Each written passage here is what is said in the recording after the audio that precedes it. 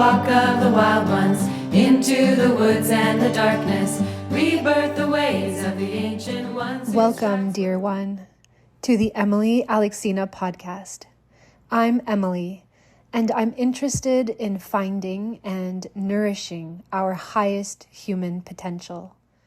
I believe humans have much more beauty and goodness to share with each other and with nature, much more than we have expressed in recent centuries, although we have seen glimpses of it. I'm excited about our future. On this podcast, you will hear mine and other stories on themes like motherhood, birth, holistic healing, spiritual healing, education, and farming. Support my work by rating, reviewing, and sharing this podcast. Also consider making a financial donation via the link in the show notes. I'm currently saving for new microphones. Music is by Sutherland. Step by step through the unknown, I'll be your light and you'll be mine. In darkness, let love light the way to feed the soil of changing times. I'm back today, getting on to the podcast and also filming this today, so that will be on my YouTube channel. Today, this is a little update video. My big girls are away in Cuba with their grandparents, with my in-laws, and that gives me some extra time to record. And I'm trying a new thing where I hope to be putting most of my content also on YouTube in order maybe to build a YouTube channel and to kind of get more awareness online. So thank you to everyone who is kind of here and listening. I truly appreciate you. And, I want to have these interesting conversations, kind of share my experiences and insights and create conversation and hear from you as to what your insights are about your life right now, what things you're working on, and your thoughts and comments on what I share in this video. So this is a little update today. I'll be talking about how our life has been going since December 21st and solstice. I think that was one of the last times that I uploaded a general update on homeschooling, on sleep and postpartum life with our third baby being like 20 months old now. Preparing for my girls' vacation and how I prepared them emotionally and spiritually, I think is something that I want to share today. Buying our new car, we got a new Toyota 2024 Sienna, and kind of how that came about, how that happened, and how we like it. And also some of the books I'm reading right now and some of the upcoming podcast episodes that I have planned, because I want to hear from you what is most important for you, what you're interested in hearing. I have a lot of different ideas, and that will help me cater to what you guys are interested in hearing. So let's get into it. Homeschooling. How has homeschooling been going since the winter holidays? So we took quite a break over the winter holidays. It was actually maybe the most relaxing holidays we've ever had, because we didn't travel. We stayed home. I have 3 siblings. My brother was away and my sisters live in Ottawa and they have young children, and they decided not to come out west our way this year, which meant we were not having a big family gathering, and we stayed home. And my mom actually came to visit for Christmas. So it was just our family and my mom for like 3 or 4 days over the holidays, and that was wonderful. It was magical. It was great bonding time with my mom. We've kind of had, ups and downs over the years, and so it was wonderful. It was a beautiful bonding time for our family with her. Now, I did get questions back then about Santa Claus and how I talk about Santa with my kids, and I'm going to mention it now, maybe a bit late, but it could still be useful for people listening. We do have a Santa Claus tradition in our family, and it's actually kind of, this year was the biggest year where it really bothered me and I felt annoyed by it. And at this point, with a 9-year-old who has had 9 Christmases of Santa, it's like almost impossible to remove now. And I know other families that it's a similar thing, that they have been exposed to the idea of Santa. For example, I have one friend who is, pagan and does not want to celebrate Christmas. And so Santa Claus is not really like a Christmas Christian thing, but she gave her children the option as to whether or not they wanted Santa Claus to be part of their celebrations at that time of year. So for their family, solstice is the bigger, more important celebration. And she gave their kids a choice, and her kids are now like 11 and 8 or 9, and they choose Santa. So they like know he doesn't exist, but they want the idea of Santa. They want the gifts on Christmas Day, and they have family, grandparents and aunts and uncles and things who want to also celebrate that Santa tradition, right? Like I would say the gift giving tradition at Christmas is more of a like Santa Claus thing nowadays than a like Christian Jesus Christ's birth celebration at Christmas. I think originally, of course, that's what it was, but many families are no longer very religious and still doing the gift giving thing. So in our family, we did, I think some of you saw the pictures of a girls' gathering that I did at solstice. So I did like an intentional gathering for mothers and daughters at solstice, and that was a beautiful experience. We had a fire, we did some meditation, some songs, we had opportunity for sharing, and it felt like a very intentional, uplifting celebration on solstice at that time of year, which I think is energetically, like in nature, an important time to be intentional, basically. And that felt wonderful. And then my mom came, and for her, Christmas is a tradition, and she's not very religious or religious at all. And it's interesting to see how the tradition of Christmas that she has done for 60 years of her life is an important thing for her to hang on to. For example, I didn't really care to do a turkey dinner. I didn't think that was the plan, but my mom and my eldest daughter really wanted a turkey dinner. So it's interesting how my eldest daughter now has this tradition built in her, and she wants to have like the big Christmas meal on Christmas Day. So now that I've come to my own learnings about solstice and how Christianity kind of use that time of the pagan celebrations to create their own celebration around the same time. I don't love celebrating Christmas, although as you will hear in kind of my readings and what I'm into right now, I am very into Jesus Christ and his teachings, and I feel very close to him, and that loving, very unconditional loving energy that I feel I can connect to and relate to.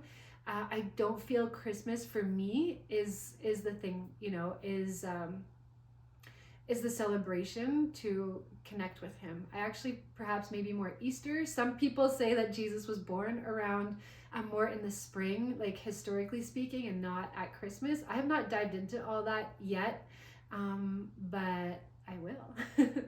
So but we kept it simple. I didn't fight my daughter on the Santa stuff. We did minimal gifts.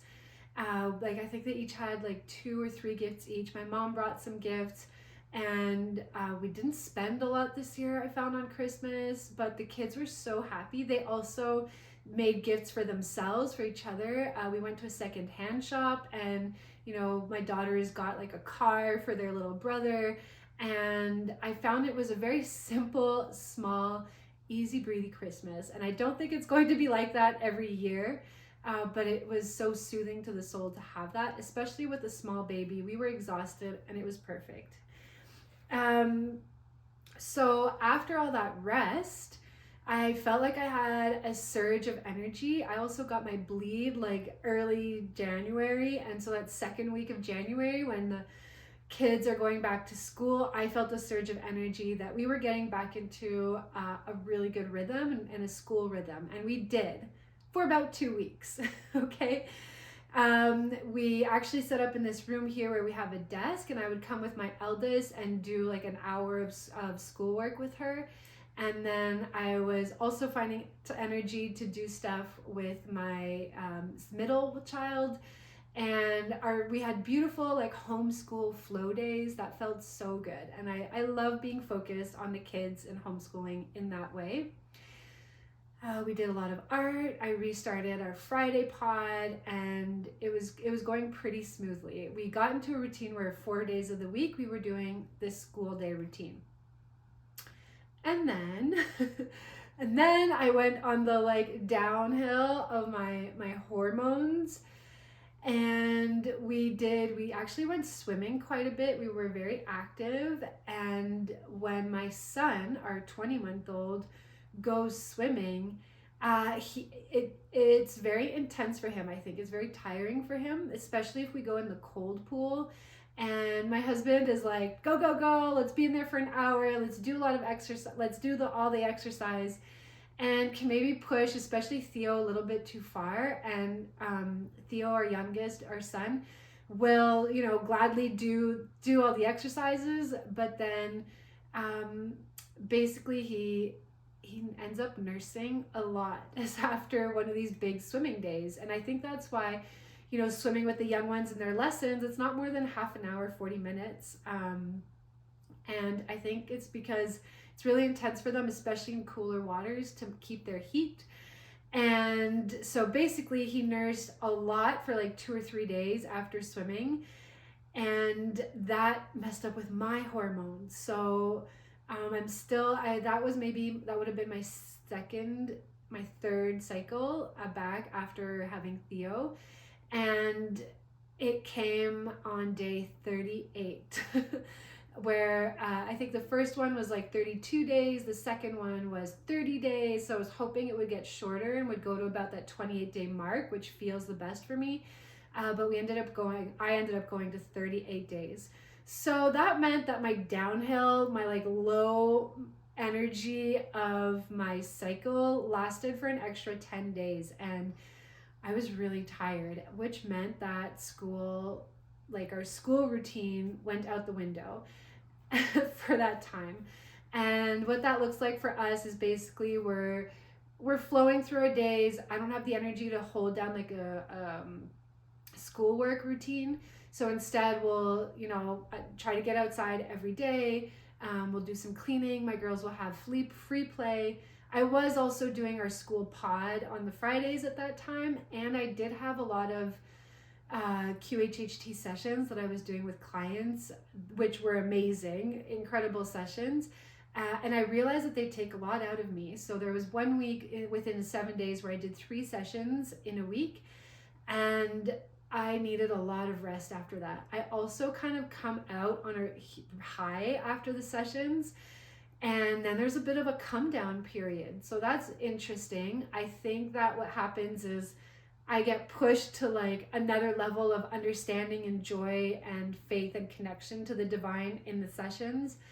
And my normal regular life and thinking patterns aren't set to that level. And so there's a bit of a come down, and I feel a bit of a like sadness from that come down, while also on top having the hormonal things going on. So yeah, what that looks like is that I try to spend more time with friends, like just playing outside in the woods or something like that with my kids, getting them, I drop off my daughter to her best friend's place, and also try to really let go, because honestly, in my nature, I would love to have more of an academic routine, and sometimes it pains me and I feel like guilt and shame that we're not doing that in our homeschool. And I think we actually have a school like right across the street that we can see through a window, so I feel like I'm always reminded that there are kids in school doing schoolwork.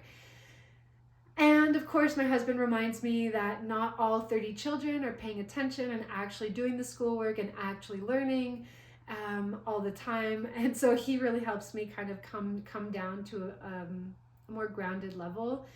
But I find that I have to in my inner workings really work on forgiveness and grace and patience with myself. And if I do kind of relax and come into myself, I hear in my inner voice that it's all going to look very different next year and 2 years from now.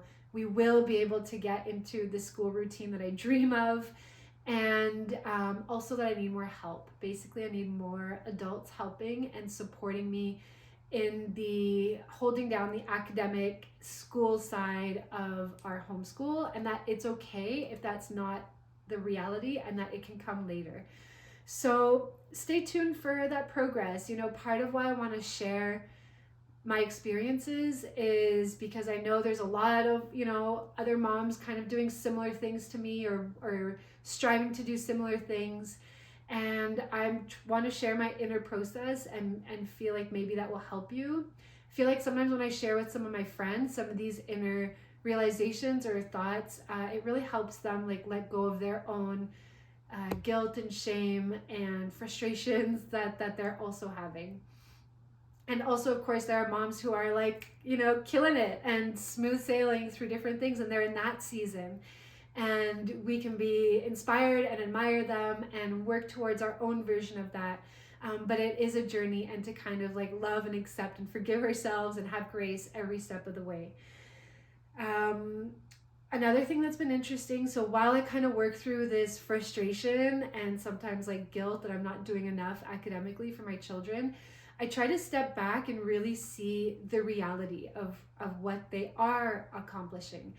And what's amazing is that my 9-year-old, her reading is really improving. She has been into Wings of Fire comic books because her best friend is into that. And so they've been like exchanging books. And I would prefer she reads more in French.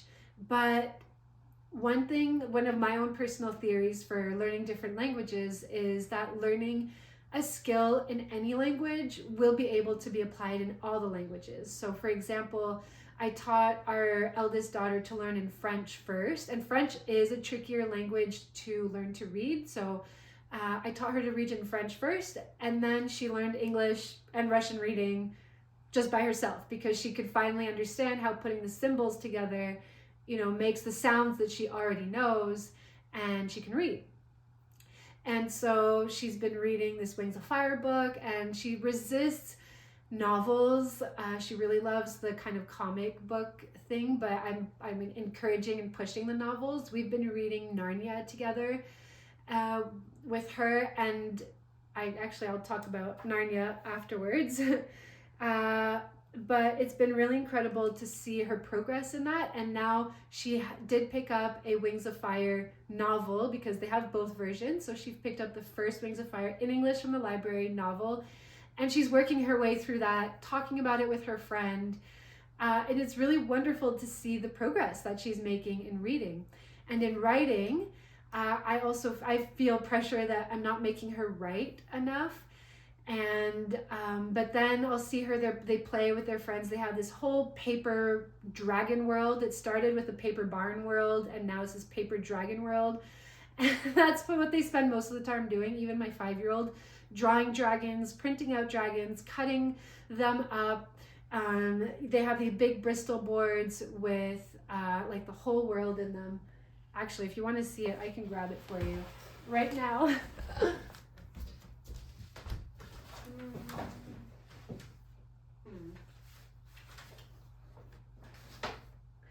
Okay, this is actually a two-sided situation. It's not, there is more intricate boards than this, but this is like one of the things they're working on. This might be my 5-year-old. There's like little, I don't know what they're making here. I don't know if you can see that. Oh boy. This is like one of the dragons I think my 5-year-old drew.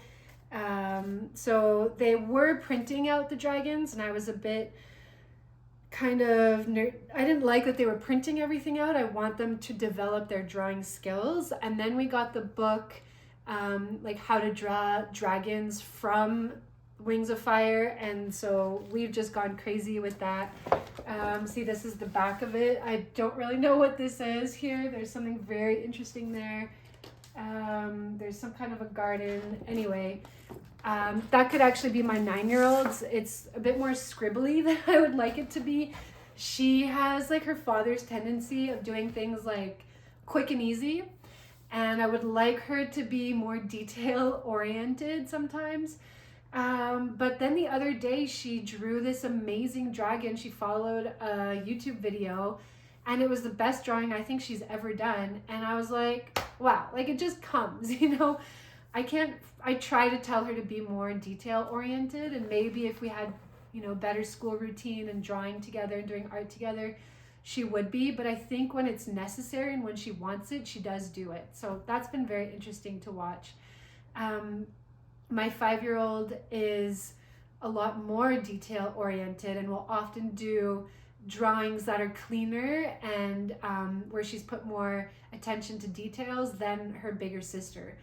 So that's been very interesting to observe and watch. And again, for the past like 3 or 4 weeks, I have not done much schooling. Here and there with my eldest, we've done some workbook kind of stuff. And every time we do a little bit, especially when we do it together and we're relaxed and having fun, I find that the leaps go so far, you know. And that's one of the things with homeschooling that I've heard, is that one-on-one work with a child will help them learn things, integrate them more deeply, and learn them much more quickly than they would in school. And I see that being the case in really incredible ways. And so also just before going on vacation to Cuba, my 9-year-old sat down and wrote out a letter to her friend, to her best friend before going. She wanted to give her this letter. And she wrote the cleanest letters that I have seen her write, like almost ever. There was this whole page on a white piece of paper. In Waldorf education, they do encourage them not to have lines to write on, so that they practice making straight lines and even letters of their own accord. It like trains the eye better. And these letters were so equal and the lines were so straight, it blew my mind. I was like, how come you don't write things like that for me, you know, or even in our schoolwork? And she was like, well, this is important to me, Mom. And another thing that I've been kind of wanting to work on is spelling. With my 9-year-old, her spelling is, I mean, from my perspective, abysmal. But I'm learning to sit with it and learning to watch and observe and be with it. And even this letter to her friend, I said, Leia, do you want us to look at the spelling, and do you want me to rewrite it with you in better spelling so that she can understand it? And my daughter said, no, my friend understands it. We understand each other. She's going to understand what I write. And she had no like internal struggles about whether or not to write things, you know, the perfect way. And of course, some people will say, well, that means she's not motivated to learn the correct spelling. And, you know, that she should be more disciplined.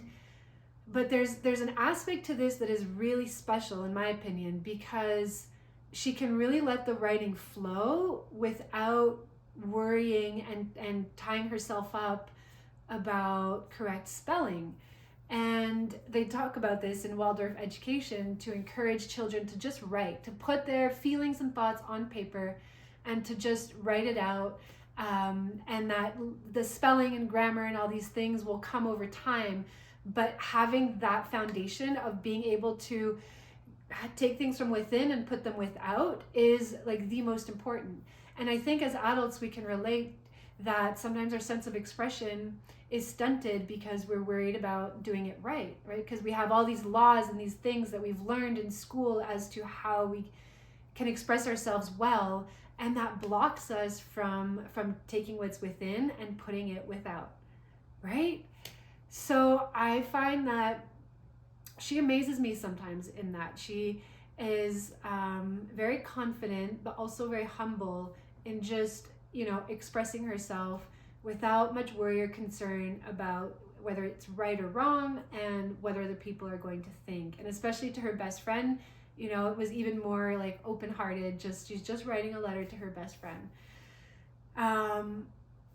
Yeah, which is wonderful. It's so inspiring to me. So it tells me that there's hope for her writing skills yet. And of course, she's only 9. and the change that can happen in the next 3 years, 4 years, 5 years is incredible. And also, you know, maybe she doesn't need that good writing for the future. It's like my personal thing that I would like for her to have very good, high quality, high end writing skills, because I personally love schools and academic and language and study. But I think she is an amazing first child for me because she's breaking down a lot of these attachments and thoughts that I had about school.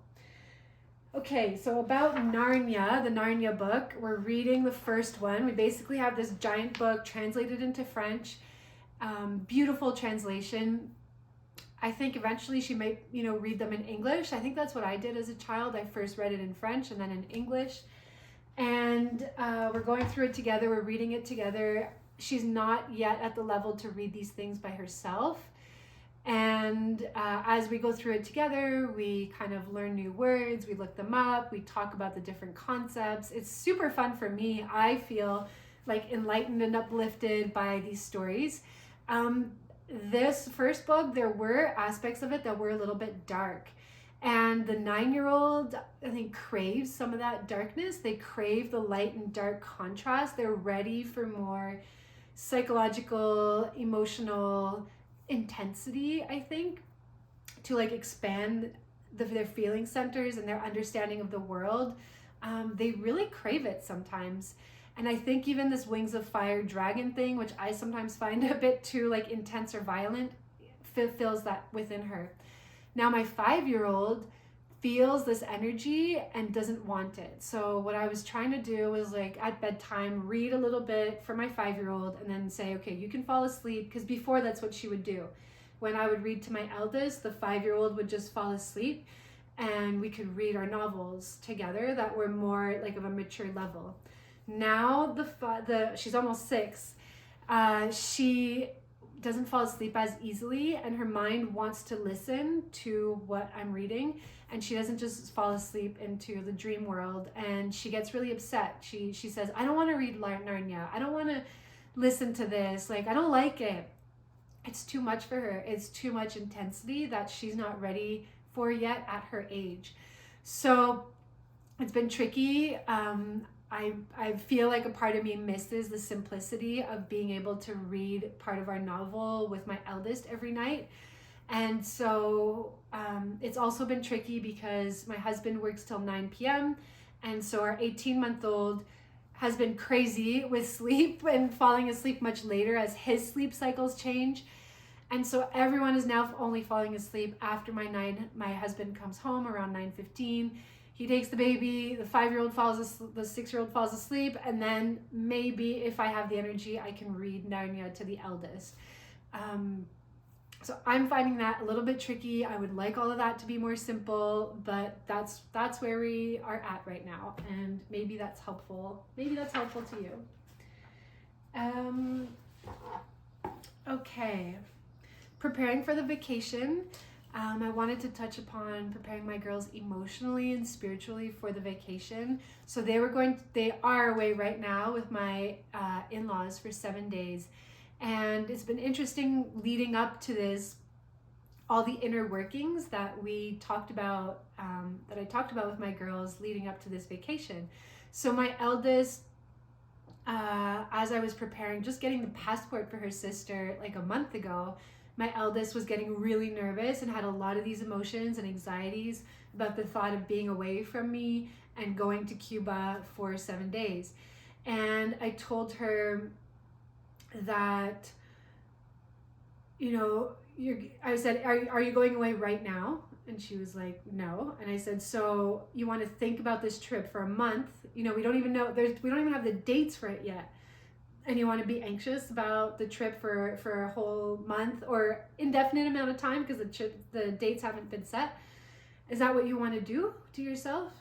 And she was like, oh, no. And I said, okay, so like you don't have to stress about it right now, like, at all.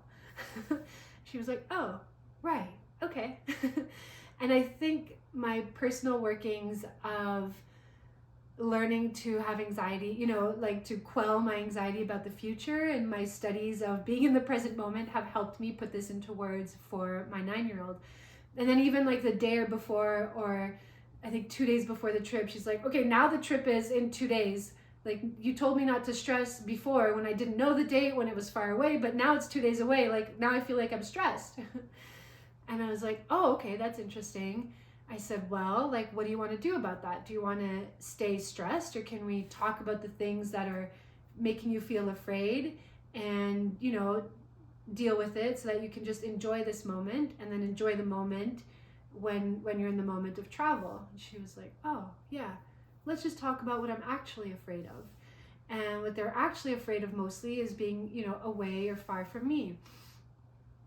And so this is something I learned, I guess, from my Reiki training with distance healing, right? Is that with our intention, with our mind, with our heart, we can send love and healing to any person, anything, any event, anywhere in time, anywhere in space, and anywhere in time. And this is a practice that I have personally done for the past like 9 years since I've learned this from my Reiki level 2 training. I specifically remember one instance when we were pregnant. I was pregnant with our first child, and I was really nervous to tell my mom. Because if you don't know our story of my partner and I, we kind of met at a yoga teacher training ashram and then got pregnant, you know, in November, and got pregnant in February. So we knew each other for like 3 months before conceiving our child. And we didn't have much solid foundation in anything, really, like financially, career-wise, relationship-wise, even my understanding of self, you know, mental health. Like, it was a mess. And I think it was perfect for how we needed to go through it, but definitely incredibly scary for the like adults and parents who are supporting us, or who love us. And so telling my mom, I knew it was going to be like an intense thing. And so I distance Reiki'd that situation of us telling her, you know, what I do is I picture, like, I like to work with pink, sparkly and gold light. And so I knew we would be telling her in a cafe, and I could picture the space, and I just put like pink, sparkly gold light to that time and place. And that's what I teach my girls to do. I don't know, this might be a bit cuckoo, a bit too much for you guys, but honestly, it works like magic. When I told my mom at that time, it was like the smoothest thing, and I felt very calm because I think I had done that work. I could almost like feel my own love and energy in that moment. And so I did the same with the girls. I said, okay, well, right now I'm sending, you know, love and energy and support and my connection with you. I'm sending it to the airport. I'm sending it to the airplane. I'm sending it to the resort. And I said, let's do that together. And so we do this beautiful meditation together, and it calmed them down immediately in that moment. The anxiety that they were feeling in that moment went away. And now they're over there having a great time. I haven't even asked them about the energy or if they feel it, but even now I still do that. If I think about them, I actually miss them a bit more than I thought I would. I send out that loving energy to them. My youngest, or my middle one, 5-year-old, she would come up to me, and it was interesting to see her emotional work in it. Some of it I think was like imitating her sister, but some of it was very much her own, and she's becoming much more of a conscious emotional being as she turns 6, and in the next 2 years she's going to change tremendously. So curious to see her evolution and how it will be different from her sisters. But she came to me and was like, Mom, I really think I'm going to miss you. I'm really sad. And I said, Radha, we're always connected through time and space, always. And I said, do you feel that right now? She said, yeah, I feel a violet cord between the two of us. And that kind of surprised me, because I've never talked about cord connection before with them, actually. And she said that we have a violet cord, and I said, oh, that's interesting. Like, where is it connected? Because I was actually just curious. And she said, it's connected to our hearts. I said, great, beautiful. That exists even if you're in Cuba. And she was like, whoa, really? That far? I said, yeah, that far. And she was like, whoa. And immediately just felt relaxed. Like, we're just connected no matter how far I am. Then it's not a problem. Another thing I told her was that in November they traveled with my mom to Ottawa, so that's like 6 hours away. And their whole traveling to Cuba would take about 6 hours, with a 3 hour flight and like waiting at the airport and the time that they arrived at the resort. So I told her, I said, well, in November you went 6 hours away from me, and now you're going also 6 hours away from me. And so I said, you've done this before, it's gonna be okay. And she was like, oh, yeah, no problem then. Of course, it's much further, and she's like, a whole country and seas away, and like traveling the US and on an island somewhere. But in her 5-year-old mind, that's not there, that doesn't exist. And this is maybe a video I want to talk about, how like 7 and unders or 6 and unders understand time and space, and to be very careful about the language that we use with them around time and space, because cognitively they don't grasp it yet, in a very beautiful way, actually. And her older sister, the 9-year-old, was listening and was like, I don't know about that. Like, Mom, I think you're doing something here. And but she didn't say anything. She very much understands. We talk about this a lot, understanding and respecting where her younger sister is at. And so the 5-year-old just accepted that and was, very much relieved by that. And that brings me to thinking, I just had another thought. Speaking of Santa Claus, tying back to that, an interesting part. So I hear some parents say like, I don't want to lie to my kids about Santa. And to me, it's more about telling a story, and that there's this like energy of giving. So people say like Santa is in the energy of the giving and of the surprise on Christmas Day. And I talk with my girls about the stories of St. Nicholas, so they know that legend, that story already.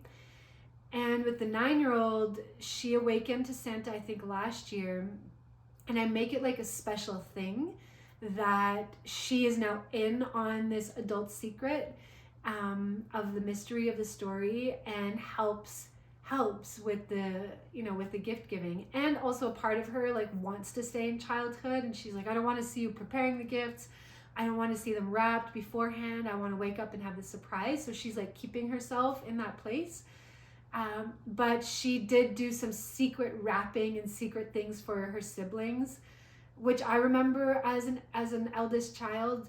I don't remember feeling like saddened or crushed or lied to at all about the Santa thing. It was like this very light, fun thing that my parents did for me. And as an elder child, it's really fun to get in on the adult game for the younger children. So I don't know what that will look like for, a third child, our son. If he will maybe feel cheated, that like everyone in the family knows. But I think we keep it like lighthearted, and any time that they want to ask, if they're ready to ask the question, then I will kind of tell them the truth. So my elder daughter knows about the tooth fairy and all these things, and she's very respectful. We talk about the responsibility, now that you know, to be respectful of the younger ones, and to watch your language, and to respect that they're still in that play and in that myth. And it's a beautiful, I think, responsibility to put on the older children as they come through their life stages. Okay, this is going a little bit longer than I thought, as usual.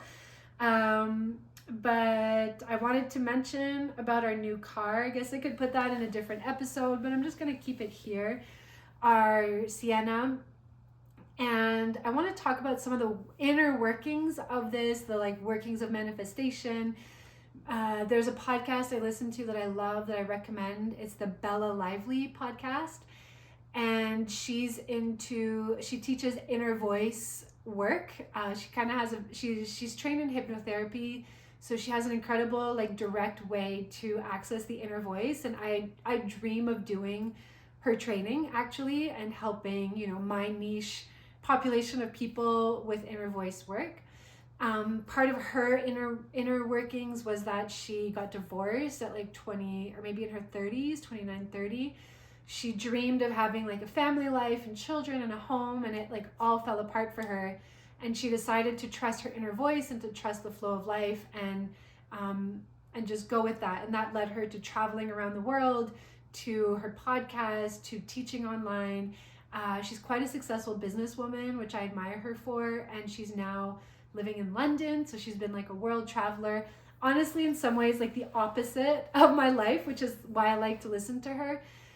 But she dreamed of having this life. She dreamed of having a long-term partner and children, and she had to work through her inner workings to accept and let go and be in the reality that was coming up for her and follow her intuition and inner voice. And so I feel like that's my dedication in my life, is to follow my inner voice and intuition in the way that I raise my kids, in my relationship with my man, in my business endeavors and different projects. And in her podcast, she goes into a lot of detail about the inner workings of that. And that's kind of what I want to do here as well. But from someone who has a completely different life story, right? So regarding this car, the Sienna is an 8-seater hybrid van. It's very cool, and part of me still like almost half believes that we have it, but I try to like not sabotage that and just be like, no, we have it. I'm accepting this. I'm loving this right now. When I was pregnant with our third in May of 2022, we went to Toyota asking to get a van, basically, and it turned out that the Sienna vans were on a long wait list, and they had told us about 14 months. No, yeah, I guess that's the amount of time it was. He had said it would be like that fall, so like a few months, 5 or 6 months, but it ended up being close to 2 years that we waited. And I knew that the financial step of having this car would be quite a big step for us. And I kept feeling in my inner voice, like the van will come when you're ready. The van will come when you're financially ready to take it on. So in the meantime, we got a RAV4. So we already had a Toyota Corolla that was very old that we used for many years, that was given to us by my in-laws. And we got the RAV. And when getting the RAV, I had to have my father-in-law sign and be a co-signer. So I was like the main person on the account. But my father-in-law had to be a co-signer because of our income situation. And our money journey is something that I want to talk about and will talk about maybe in the next year or two as things kind of like fall into place, because we have had quite maybe like a different path, a radical path, an unusual, abnormal path with our money situation.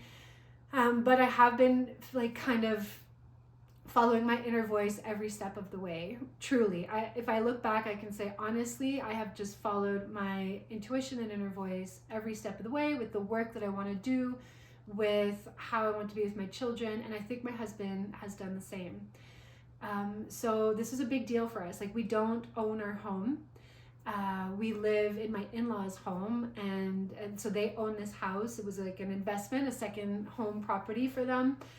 And that is, there were a lot of workings for me with that, because I don't now anymore, I don't think at all, but I did for a while feel quite a bit of guilt and shame that I was in my 30s and we didn't have our own living situation, that we had children and we didn't have our own, that we didn't own or could even afford really like rent. But we could afford rent if we had to. We would just have to shift things in our life, right? This housing situation allows me to homeschool, to be with the children, to serve other families, for a low cost, because we don't have like a big overhead of our own living space that we have to pay for. And yeah, it's actually an incredible blessing. But I have felt quite a bit of guilt and shame around this theme. And so getting that car was a big deal, but having the co-signers of my father-in-law was kind of like, okay, we're still not there yet. And with the Sienna, the exciting thing is that through the Toyota financial crediting system, I guess, my credit was approved. Like, I was approved on my own. which was very exciting. And the way our finances are set up, I don't know, is maybe abnormal, but we still have like our separate accounts. And so it's through me and my financial side, and of course we're paying for it together. But anyway, I don't know if this is TMI, but sometimes I like to hear these stories from other people. I want to be having these money conversations with people because, and I'm always blown away by the uniqueness of everybody's journey and how they afford to have their life and how things come to them, right? So this van is like our biggest investment at the moment. Part of me is still like, I don't know if we can afford this, to be honest, right? It's so easy to like post on social media, woo, we have this van. But to not know the workings behind it, of the financials and like the little bit of stress that I have. But I listened to my inner voice and I like breathed and I said, okay, I said, I don't want to stress about money regarding this van. And my inner voice said, don't. It just said, don't. Like, then don't, you know? Then it's my choice. I can choose to stress or I can choose not to stress. If things come up that it gets too tight, we do own it. We did not loan it, so we can sell it. And the value on the market of this car is like very, very high right now, and likely still for another few years.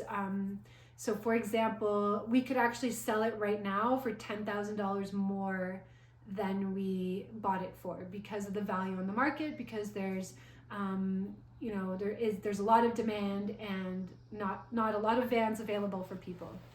So that's kind of a little bit reassuring to me.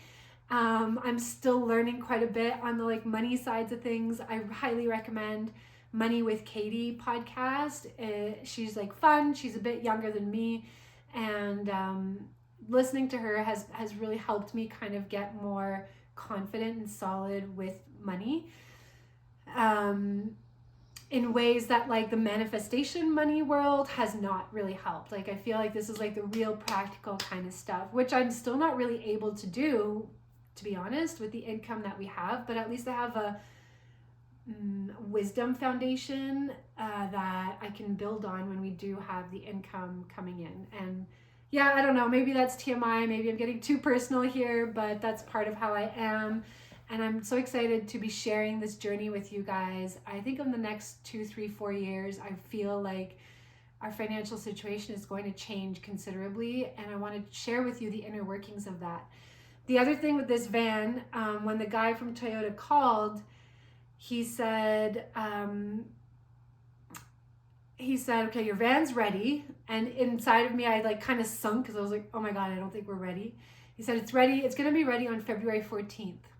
Of course, February 14th is Valentine's Day, and it's my brother-in-law's birthday, who is a special person for me in my heart. And when he said that it would be ready February 14th, I said, okay, it's a sign from heaven. That's the day. Honestly, if he had said like February 9th or 10th or February 17th, I would have been like, I don't think we're ready. I think we have to forego this van and wait a little bit longer, stay with our Rav and wait a little bit longer. I think my husband was more ready than I was to make the jump. But it was like a wild thing that because it was February 14th, I took that as a sign of heaven and called me crazy and said, okay, I think that we're just going to go through with it and it's going to be smooth. And it was. Like, I didn't stress over it.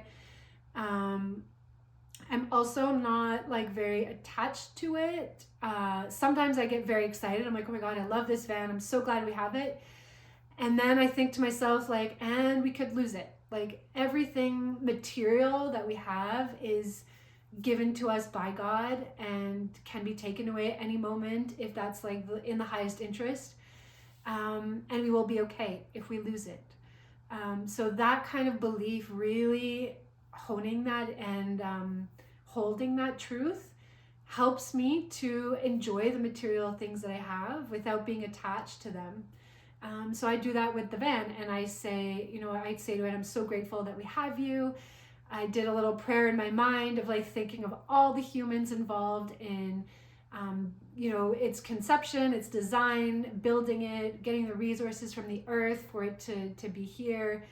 And I know, that there's controversy around the batteries and the electric car. But still, I kind of like sent love and energy to all the humans who were involved in bringing the van to us and the earth, and feel really good about it. I do miss the Rav. Our 5-year-old cried when we were dropping the car off. She had like the most beautiful tear down her cheek. I have to write it in her little notebook that I keep about them. But that was a beautiful moment. She was emotionally attached to the car. So, we said goodbye to the car, thank you, and then welcome the van. And I still, with the kids, want to do like a proper, more ceremonial thing with like some Palo Santo or some sage, like to smudge it, and with them to really think about all the people involved in building the car. I probably could have found the time, but we haven't had the time to do that. So hopefully you can do that when the girls come back. Okay, I think this is about an hour in. Last points are the books that I'm reading now, because podcast episodes are coming up, reviews of these books. I do post most of the book reviews on YouTube, so maybe check there for different book reviews. I'm currently reading This Initiation by Elizabeth H. I'm not sure how to say her name. She's Hungarian. This book was written in 1994, so it is an old gem. Wow, this is like 30 years old. But it is blowing my mind, and it is answering more of like the mental questions and contemplations that I've been having over the past 4 years. Some of you know that I read the Anna, Grandmother of Jesus book by Claire Hartsong like 2 years ago, and I keep rereading that. That is a book that has completely uplifted my heart and changed a lot for me. I highly recommend that. And after reading that book, I had so many questions that this book is now answering, which blows my mind. The like synchronicity of that blows my mind. I'm also at the same time very interested in some of the Gnostic texts and like Gnosticism. So this kind of goes along with my interest in the Essenes, which I believe are the people that like raised Jesus, that Jesus was born into, and he was raised by this community of people. And of course, the Anna, Grandmother of Jesus book talks about that. I have like a whole list of book on the Essenes that I could recommend, and I think I might do maybe at some point like a whole video on the different books. It's a plan of mine, like how they compare, how they differ. A lot of them are channelings, so that's what I've read mostly so far, are like channeled books through like quantum healing hypnosis sessions, through past lives, people accessing this information. But this is more, these are actual parchments that have been found and echo the same teachings in the most incredible ways. So I'm able to put the channeled works and compare and contrast them to actual written parchments of old gospels that have been found in Egypt and in Israel, in different parts of the world. So the next, video book review is going to be about the Gospel of Judas, and I do think I'm going to be recording it right after this one. You will find that one only on YouTube. And I'm also kind of diving into this one, the Lost Books of the Bible. This one is a bit trickier. The Gospel of Judas is fun because there's an in-depth introduction, and then there's like different essays at the end of the book of people sharing their thoughts and opinions on the writings themselves. This one is like pure kind of like scripture, and I don't know, I don't love it. I don't love it. I love stuff that's a bit more like modern and contemporary, where someone else helps me understand the scripture. But I think it's a good practice to have, right? To actually read the scriptures. Yes, but I will probably do a review on this book too. So these are the different books that I have going. Also, while my girls are away, I'm meant to be pre-reading some of the books my 9-year-old is interested in. I don't know if I'm going to get to them, but ideally, books really influence our subconscious. So my husband and I are careful about what movies and TV they watch. And we need to be equally as careful about the books that they read. So hopefully I can get to that. And that's about it. So what are the upcoming podcast content that I want to bring up, and also YouTube content? So there's some book reviews of these books, and also, like I said, the Essene books and other books around birth, because birth is still a very interesting topic to me. Womanhood, motherhood, things like that, prayer. Different podcast episodes are some of the things, like I want to do the 10 reasons why we homeschool, the 10 most important theories in Waldorf education that have changed how I educate and parent my children. I want to do more interviews with some really cool women, mothers and the ways that they've birthed their babies, sharing birth stories. So that's still going to be woven into the podcast and the YouTube channel. What are some other topics? Oh yes, like postpartum fitness, how to love your body postpartum, about beauty, about food and diet. I do want to share my raw vegan fruitarian kind of journey, and how I kind of relate to food now, because I do have a history of bulimia and like orthorexia, like hyper food control, and I want to get that story out there to share with people. I think it could help a lot of people. And what is something else that is interesting for me that I have been wanting to share? I think that's it for now. More like QHHT stories and testimonials, because there have been some incredible stories and past life information that has come through some of my clients and healings, and they really expand my understanding and sense of love and presence and trust in the flow of things, in the presence of God and angels and other spirits, like helping us on our journeys on earth. So that's also a topic that I'm interested in sharing more about. So if you're here and you listened all the way to the end, thank you.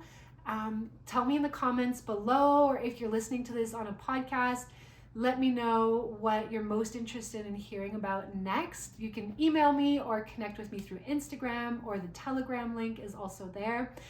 And last big announcement is that friend and I have started a Mighty Networks online community where we can have all these discussions in like a safe container. I mean safe, like a curated space. I can't promise that it's going to be perfectly safe, but a curated space. And we can have these beautiful discussions about all of these topics that interest me. Sandra is, a beautiful soul that she used to be a nurse in geriatrics, and she also has an amazing amount of wisdom and love and compassion to share with the community.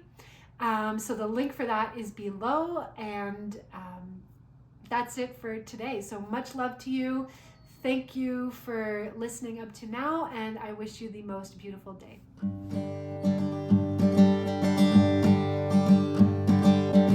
Follow the walk of the wild ones into the woods and the darkness. Rebirth the ways of the ancient ones whose tracks were washed away in blood. It falls to us now to open up and taste beyond what we've been fed. Take up the phoenix fire of cleansing, change to light the path instead. Follow the walk of the wild ones into the woods and the darkness. Rebirth the ways of the ancient ones whose tracks were washed away in blood. It falls to us now to open up and taste beyond what we've been fed. Take up the phoenix fire of cleansing, change to light the path instead. Step by step through the unknown, I'll be your light and you'll be mine. In darkness let love light the way to feed the soil of changing times. Step by step through the unknown, I'll be your light and you'll be mine. In darkness let love light the way to feed